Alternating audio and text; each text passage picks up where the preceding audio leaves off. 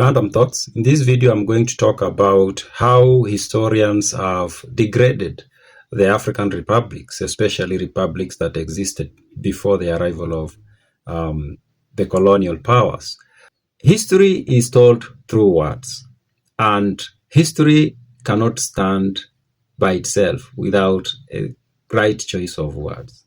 And sometimes we don't appreciate how powerful the choice of word is when you are doing anything that is about communication, and of that include history. Sometimes we don't realize that how we come to see and perceive history depends so much on the words that were picked and used to tell that history.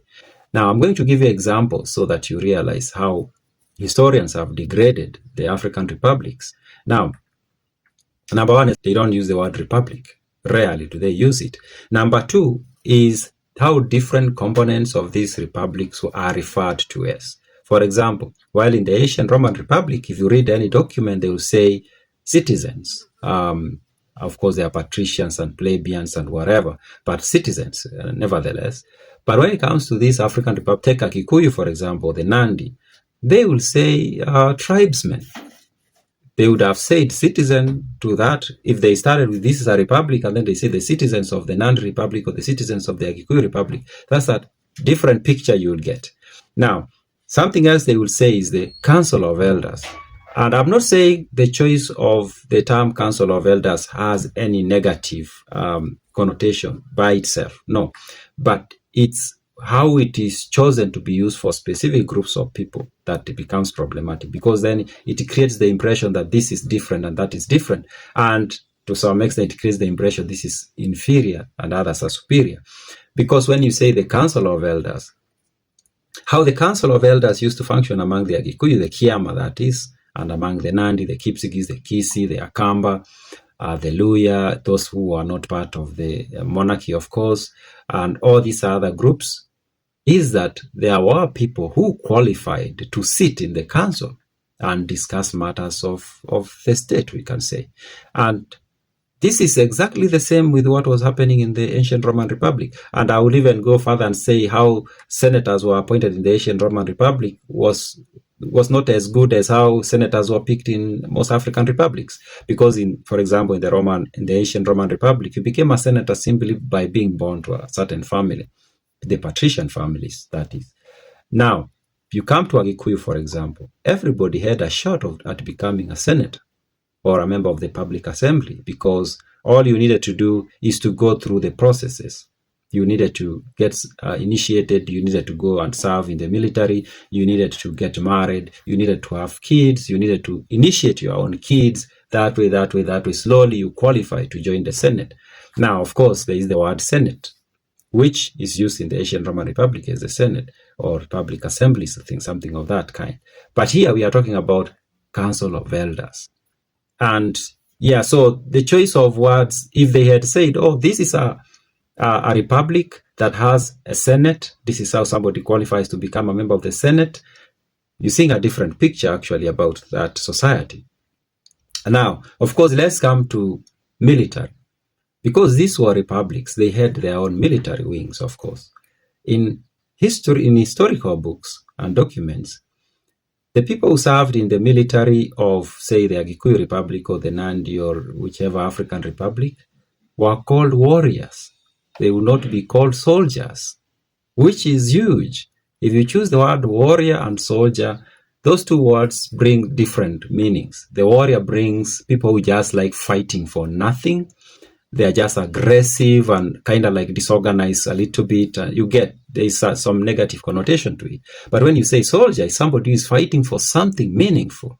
And then they are in the military that is fighting to protect their society. But that's actually what used to happen in most of these republics. But like any other society, there were, of course, things that were done that we cannot really defend them. People going out, attacking others, taking their cattle, things like that used to happen. But again, you go to ancient Roman Republic, that same thing used to happen. They will go out and raid other people and take their property by force. So that does not change anything really.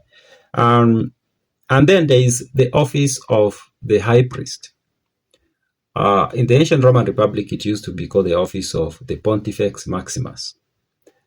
in most African republics, they used to have someone holding this office. In the Nandi Republic, it used to be called the Orgoyot. In the Maasai Republic, it used to be called the Laibon. Also, the Kwafi, the same. The Akamba used to have a high priest. The Kikuyus used to have a high priest in the Agikuyu Republic. All these, the Kisis used to have a high priest in their republic. All these republics used to have high priests. And I think also some monarchs used to have a high priest. But the way they are described in history, the medicine man, the chief medicine man. And again, I'm not saying that word by itself is problematic. It becomes problematic when you realize that there is another word that is chosen for somebody serving in a similar office in another society. That if it is in Europe, then he's a high priest.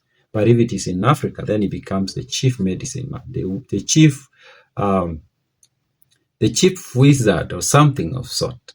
The choice of words, they create a very different image. So historians, beginning with the Europeans who came, they decided to downgrade or degrade the history of Africa, and in particular African republics. And one way they did that is to choose words that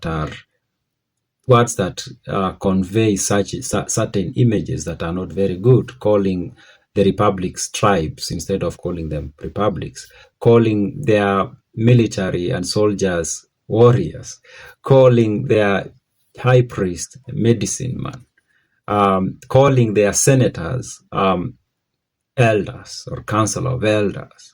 All these words, and I'm not saying, for example, I've said this, I don't have to repeat that. The words by themselves, I have no problem. Calling them council of elders is perfectly fine.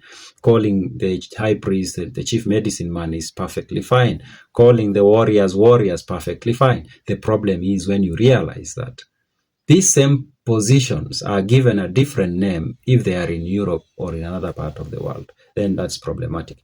And the most unfortunate thing, as I've said, the African historians, the people who are now here, Africans studying history and writing history, they are still repeating the same. They are still using the same framework that was provided to them by the European scholars. Those are my random thoughts.